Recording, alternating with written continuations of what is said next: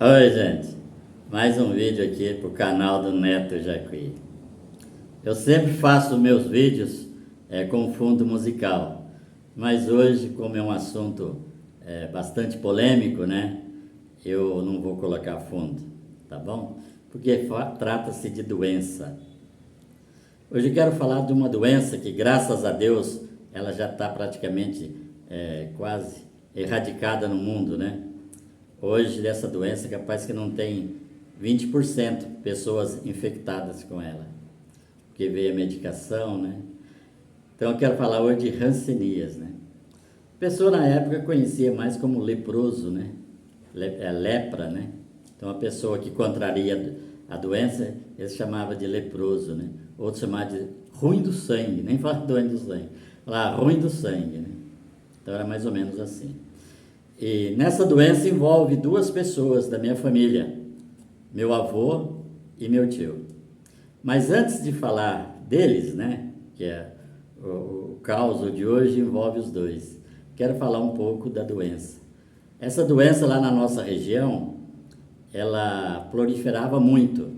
Segundo as pessoas, uns falavam que era água, né, não era água tratada, mas nem hoje, em todos os lugares não tem água tratada, em muitos lugares, né? E não tem doença nenhuma, né? Então, eles falavam que era água. Outros falavam que era o grande consumo de carne suína. Então, os porcos não tinham assim uma alimentação adequada para produzir carne, né, tal. Então, davam umas pipoquinhas na carne que se chamava de canjiquinha. Então, as pessoas se alimentavam ali. Diz que isso foi um dos causadores da grande evolução da doença lá na nossa região. Mas isso é o pessoal que fala, não tem nem um ato científico sobre isso, né? Então essa é a parte que eu queria falar da doença.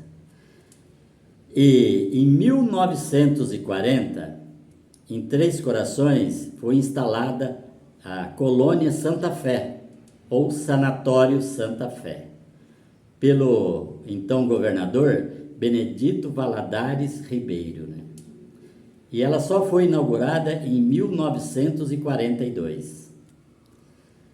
E quando instalaram ela, já começou as pessoas em busca das pessoas doentes, porque as pessoas não iam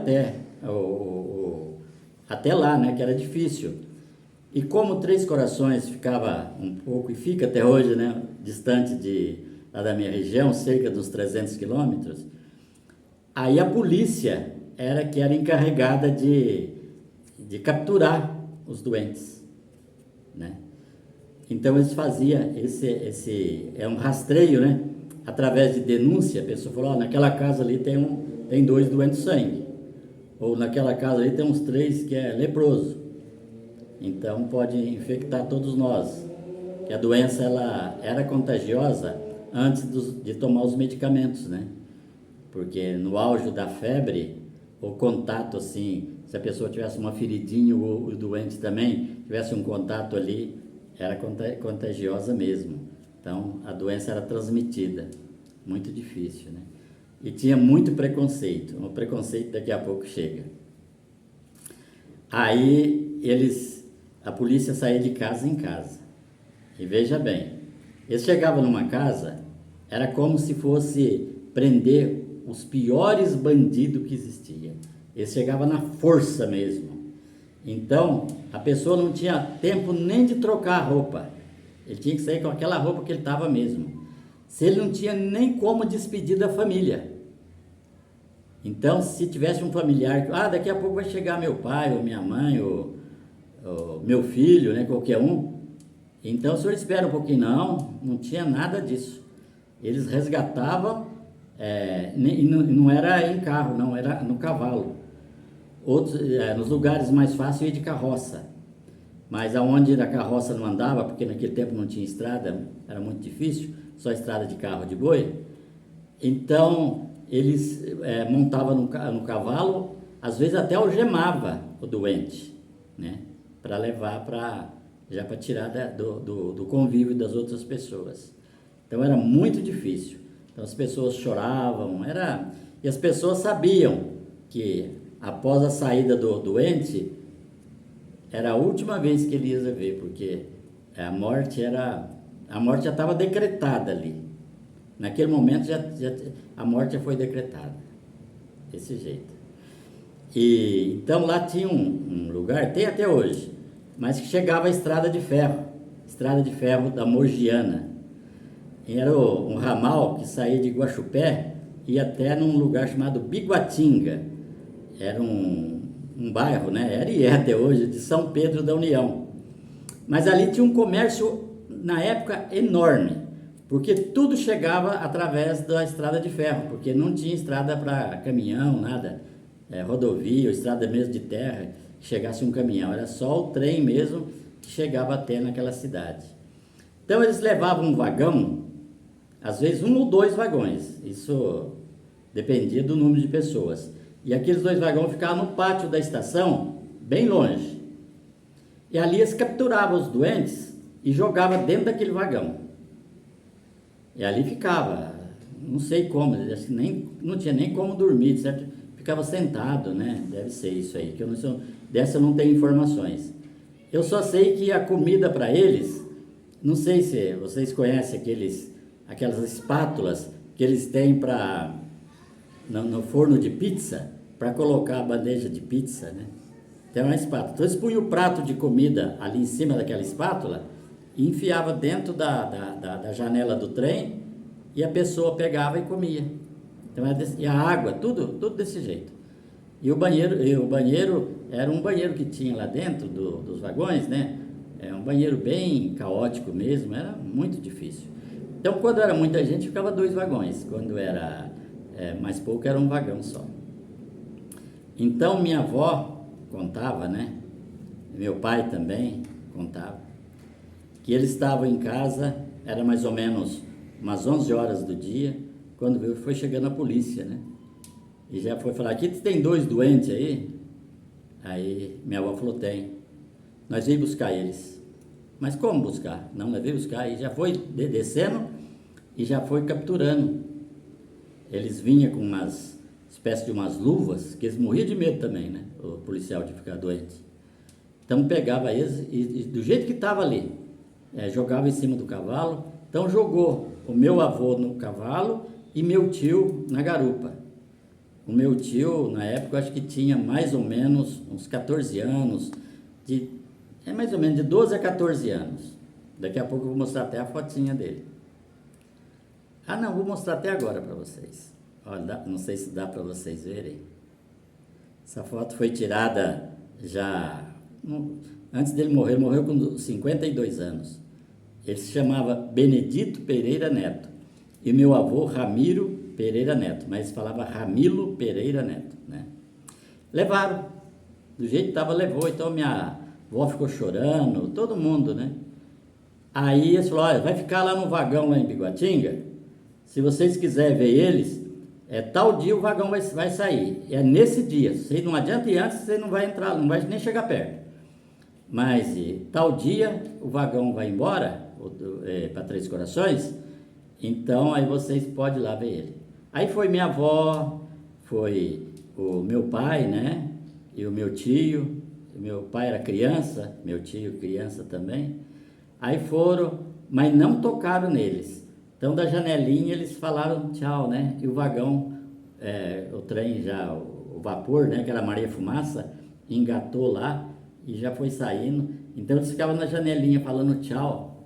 Seria o último tchau que as pessoas iam ver os entes queridos, né? As pessoas queridas, né? Entes queridos foi depois, né, que eles morreram. Mas na época era pessoas queridas, né? Então aí o vagão ia embora até subir na curva, aí nunca mais. Aí eles chegaram em Três Corações.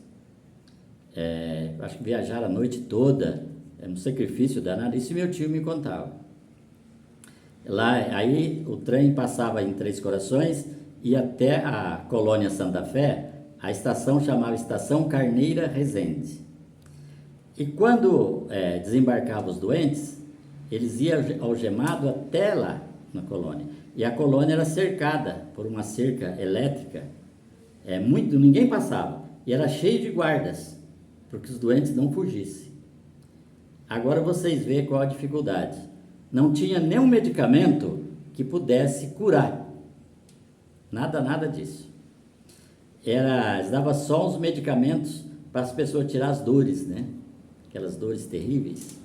Porque o doente, quando ele fica sem medicamento, ele tem uma dor uma dor horrível. E tem acho que mais uma doença, né? Chamada nervite. Porque a pessoa que contrai a hanseníase, eles perdem todas as cartilagens. Então, todos os doentes, o nariz deles são derrubados, porque essa cartilagem perde. Então, fica só essa parte. Então, essa parte aqui da mão também, o doente, quando ele faz, não faz esse negocinho alto aqui, parecendo um calo, não.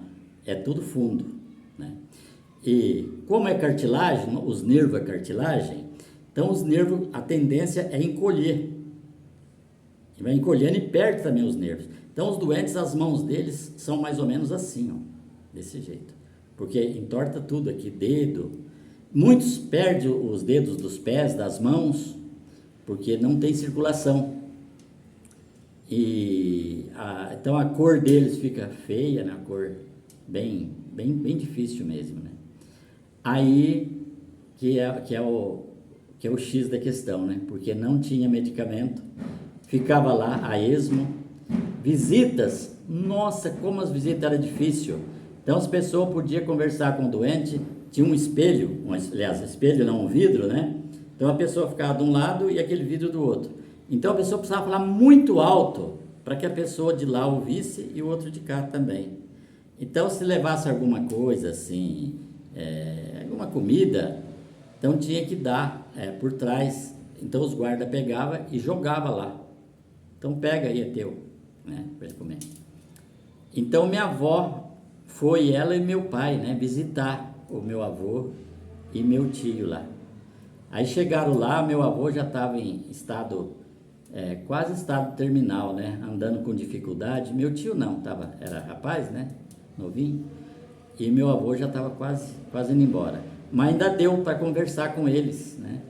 Então meu pai fala que a última palavra que meu avô falou para ele lá naquele confinamento, né, foi: olha, meu filho, cuida bem da tua vida e cuida bem da tua mãe, porque eu daqui nunca mais saio. Então foi as últimas palavras que ele falou, né. Aí logo meu avô morreu, ficou só meu tio. E esse meu tio que eu mostrei a foto dele, foi no filme de novo. Ele dava um jeito, ele escapava de lá, ele fugia. Ele não sei como é que ele fazia, que ele era muito... Inclusive, ele chamava Benedito Pereira Neto, e o nome dele era Dito Avião, porque ele era muito rápido e grandão, alto. Então, ele se escapava mesmo, ele saía debaixo da cerca e não tinha jeito. E ele ia de Três Corações até Jacuí, 300 quilômetros mais ou menos, a pé sem alimentação. E quando eles chegavam nas casas para pedir comida, então eles davam numa canequinha. Você pode pegar essa canequinha e depois você joga ela aí também, que nós não quer nem ver. Ou numa cuia, tem um pedaço de cabaça, assim, essas cabaças, eles cortavam e davam comida para eles. E água não, porque eles tomavam água nos riachos, né?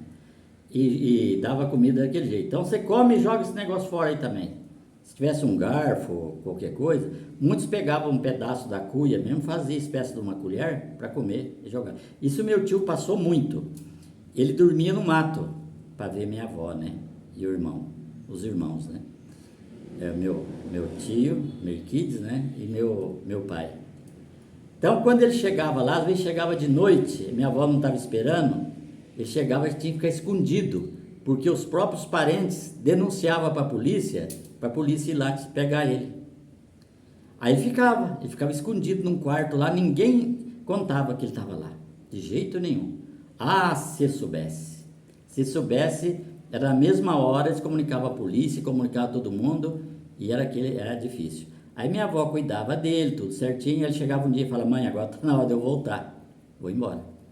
Aí ele pegava novamente e voltava para Três Corações a pé. Aí chegava lá, se apresentava, né? Aí ele tinha o castigo. O castigo dele era muito severo. Ficava num quarto escuro, olha, você vê, isso fazer com uma pessoa doente, né? Ficava num quarto escuro, ali muito, porque ele podia fugir novamente naquele quarto, depois liberava ele e tinha o trabalho. Mas meu tio era muito inteligente, uma pessoa muito boa, então ele entendia que ele não podia voltar, porque ele precisava do tratamento, né? Aí foi aonde que apareceu um medicamento vindo da França, chamado sulfona. Vamos chamar de sulfa, né? Ou de sulfona. Essa sulfona, graças a Deus, foi o que paralisou a doença. Então começou a chegar esses medicamentos, né? E as pessoas começaram a tomar a sulfona e já começaram a melhorar. A doença já não começou a não ter mais contágio, o contágio não provocava mais, né? Então não tinha medo de pegar a doença mais. Então as pessoas já viviam mais tranquilas, né? Então era mais ou menos assim, né? Agora eu vou falar uma parte do preconceito, né? Então as pessoas eram muito preconceituosas, mas não era que eles eram ruins, era falta de aviso, falta de uma instrução, ensinarem eles como que era a hanseníase. Nessa época tinha aquelas pessoas de melhor, né, tipo quase fazendeiro, eles contratavam um professor para ensinar aos filhos ler e escrever, só isso, mais nada. E meu tio ia frequentar uma escola de uns parentes também, que era um fazendeiro, que ele contratou um professor, e eu até lembro deles falar o nome, né, mas Sr. Flávio. Aí meu tio foi lá, aí o dono falou: você não pode vir mais aqui não, você é família de gente doente, teu pai morreu doente, você tem um irmão doente, então você não pode aprender aqui não, pode ir embora, você não pode voltar aqui mais. E esse seu Flávio, uma alma de Deus, ele falava pro homem da Flóia: vou pescar, e passava um cordinho assim, ele pegava a varinha de anzol dele, assim, por volta das 8 horas da noite, e saía no corgo, né? E vinha subindo pela água, né? Até chegar à casa do meu tio. Aí chegava lá, ele ensinava meu tio, agora meu padrinho Merquides, né? Aí ensinava o padrinho Merquides a ler e escrever, do qual ele aprendeu, porque ele aprendeu muito rápido. Então esse santo professor foi que ensinou o meu tio, isso escondido, hein? Escondido do pessoal. Porque se o pessoal soubesse, o professor do outro dia estava na rua. Às vezes, além de estar na rua, porque não é termo de falar, lá não tinha rua, né? Além de ser mandado embora, ainda ele podia sofrer graves sanções, podia sofrer grandes espancamentos, podia ser espancado mesmo, por ter desobedecido o dono lá que tinha a escolinha à noite, né? Então era mais ou menos desse jeito, né? A escolinha, ela funcionava, era 3 vezes por semana à noite, e os outros dias de semana durante o dia. Nesses durante o dia, que ele não tinha que dar aula à noite, era que ele ia lá ensinar o meu tio. Então era 2 vezes por semana que o professor ia, porque ele ia dar aula à noite e durante o dia ele não tinha nenhum aluno. Então era mais ou menos assim. Aí o preconceito era muito grande contra meu pai. As pessoas não iam na casa da minha avó. A pessoa não ia lá, não comia nada que eles faziam. Meu pai, coitado, sofreu muito preconceito. Muito. Agora que vem uma parte inteira. Até eu, sendo neto, né? Eu sofri grandes preconceitos. Eu estava na escola, tinha uns 7 anos, mais ou menos, 7 para 8 anos, quando eu entrei na escola rural Fazenda da Serra, né? E nós, toda a vida muito pobre, né? Bem pobre, não tinha, levava o lanche, não era aqueles lanches chiques, né? Não é que até nem os ricos levavam. E eu lembro bem uma vez, nós tínhamos feito pamonha no dia anterior, e a minha mãe fritou aquelas pamonhas e pôs dentro de um saquinho. E eu fui para a escola para comer na hora do recreio, né? Difícil. Aí eu lembro como se fosse hoje. Aquelas pamonhas bonitas. E tinha um menino do lado, coitadinho menino, não tinha culpa nenhuma. E eu peguei, ofereci para ele, né? Falei: você quer um pedaço? Ele falou: não, de jeito nenhum. a minha mãe e o meu pai falou que não é para pegar nada da tua mão. E nem é para sentar onde você sentou, a gente não pode sentar, porque você é doente do sangue, vocês têm leproso, né? Morfético, que eles falavam também. Então nós não pode encostar em você, não pode fazer nada. Então não quero não. E que é isso? Eu fiquei aquilo, era criança e logo esqueci, mas depois que fiquei adulto, né, comecei a vir na memória. Mas a criança não tinha culpa, e eu nem culpo também os pais, porque era muito falta de informação, né? Eles eram pessoas, digamos, ignorantes do assunto. Então não culpo os pais dele, nem ele, né? Evidentemente que não, por essas atitudes, porque é pessoa que não tinha conhecimento, não sabia como que era a doença. Então, eu fiz esses preconceitos. Eu tenho um amigo, ele morreu faz pouco tempo. Ele jogava futebol. Não vou falar o nome dele por uma questão de ética. Jogava até bem, ele jogava na defesa. Ele era doente. Doente assim, já tinha paralisado a doença, tanto é que ele casou, teve filhos, os filhos nasceram normais, ninguém da família ficou doente, né? Então ele ia jogar na defesa, então chegava o centroavante para passar por ele, o centroavante tocava a bola. Mas ele jogava livre, eles não gostavam de encostar nele, ficavam com medo. Você vê como é que é o negócio? Então ele seria até meio cômico e triste falar, né? Ele seria o melhor jogador em campo, porque as pessoas ficavam com medo de encostar nele. Aí vocês verem, né? Agora, voltando um pouquinho lá atrás no assunto, como que o meu tio ficou doente também? Porque meu avô ficou doente pela circunstância que eu já falei, né? Devido às vezes alimentação, coisas parecidas. E meu tio, ele era muito agarrado com meu avô. Então ele andava na garupa do meu avô para baixo e para cima, e às vezes no auge da febre, ele contraiu a doença. Porque meu pai não contraiu a doença, outro meu tio não contraiu a doença, minha avó não contraiu, porque se fosse assim, todos eles iam ficar doentes, né? Então, segundo o que eles dizem, é porque meu tio era muito assim, dormia com o meu avô, tanto é que lá o dia que ele morreu, pro meu tio, nossa, é como se ele tivesse morrido também, lá na Colônia Santa Fé. Gente, espero que vocês tenham gostado, espero que vocês tenham entendido um pouquinho sobre a hanseníase, né? Ou leproso, morfético, doente do sangue, tudo isso eram os adjetivos que eles colocavam na doença, né? Espero que vocês tenham gostado, e assim termina meu caos, tá? Eu quero pedir para vocês que gostam dos meus vídeos, gostaria muito que você se inscrevesse. E você que já inscreveu, ajuda muito um like, um joinha. Olha, não vai te custar nada, nada. E você pode colocar lá, se você gostou do assunto, embaixo lá está escrito lá um espaço, abra a janelinha lá, para você comentar o meu vídeo, porque isso para o YouTube ajuda muito, porque eles começam a expandir mais meus vídeos. Faça isso para mim, eu peço todas as vezes, tá bom? Não vou cansar de pedir até você fazer isso para mim, tá certo? E como eu faço nos finais dos vídeos,